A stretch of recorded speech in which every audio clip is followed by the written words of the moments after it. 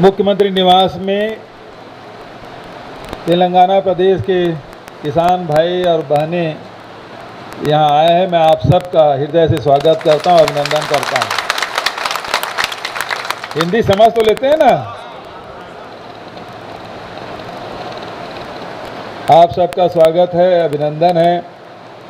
और परसों से आप आए हैं, राजनांदगांव रुके, उसके बाद दुर्ग में, और दुर्ग के बाद आज रायपुर राजधानी में। ये प्रदेश किसानों का प्रदेश है, जहाँ 1,35,000 स्क्वायर किलोमीटर छत्तीसगढ़ की भौगोलिक स्थिति है, और उसमें से 44% भूभाग हमारा जंगल है। लगभग आधा हिस्सा हमारा जंगल है। लगभग 3 करोड़ की जनसंख्या है। और एक समय था 2017 में, हमारी सरकार बनने से पहले 12 लाख किसान प्राइमरी सोसाइटी में धान बेचते थे। लेकिन जब से हमारी सरकार आई और कृषि किसानों से जुड़ी हुई नीति हमने लागू की, उसके बाद आज हमारे किसानों की संख्या बढ़ के 23.5 लाख हो गया जो धान बेचते हैं।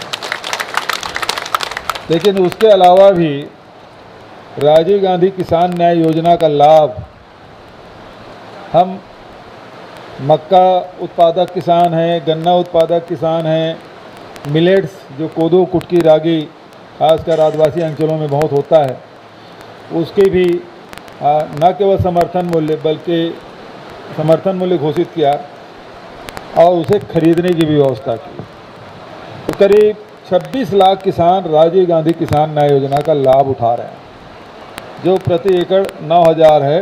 और धान छोड़ के यदि दूसरा फसल लेते हैं तो 10,000 रुपये एकड़ है। अब तो वृक्ष संपदा योजना भी हम लोगों ने शुरू की है। दूसरी बात यह है कि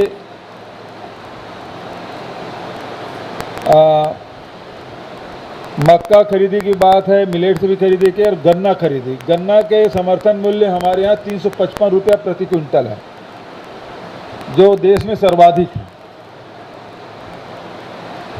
राजीव गांधी किसान न्याय योजना में हमने तो किसानों को कहा था, राहुल गांधी जी आए थे तो बोले थे 2500 रुपये हम खरीदना है और ऋण माफ़ी करना है, और प्रति परिवार 35 किलो चावल देना है। बिजली बिल 400 यूनिट तक के आधा उन्होंने कही थी। तो वो सारे काम किए, और अब तो स्थिति ये है कि इस साल जो धान बेचे हैं उसकी कीमत 2640 रुपया पड़ेगा। तो देश में सर्वाधिक धान का समर्थन मूल्य में खरीदी यहाँ किया जा रहा है। तेलंगाना और छत्तीसगढ़ राज्य के आंदोलन, आप लोगों ने पहले आंदोलन किया था, आपके पुरखों ने। हमारे यहाँ थोड़ा देर बाद हुआ, लेकिन राज्य हमारा पहले बना, आपका राज्य बाद में बना। लेकिन दोनों प्रदेशों में कृषि पे आधारित यह प्रदेश है। और हमारे यहाँ 2 सोसाइटी के अध्यक्ष बैठे हैं।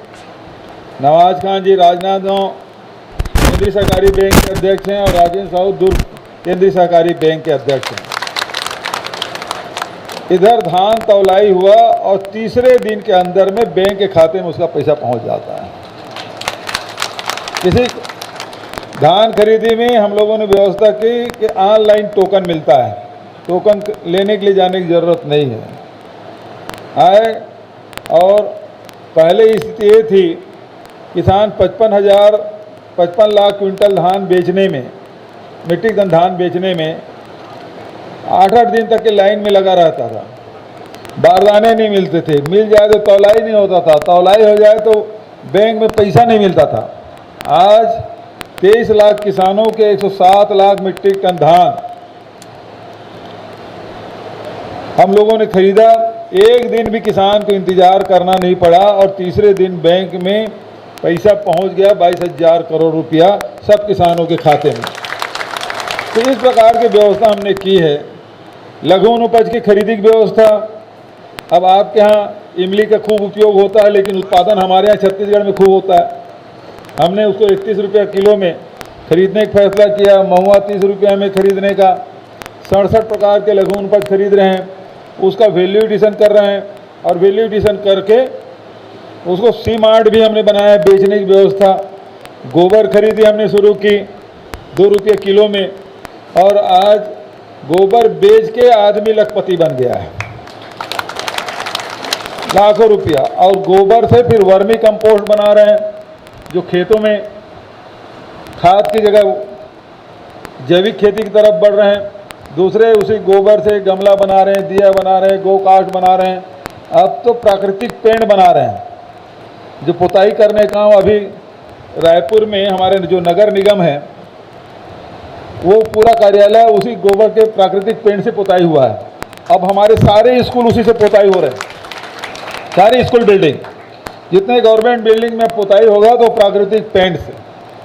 और अभी तक के हम लोग करीब 50 जगह उसका उत्पादन शुरू कर चुके हैं, और करीब 60,000 लीटर क्षमा चाहूँगा 60,000 लीटर उत्पादन करके बेच भी दिए।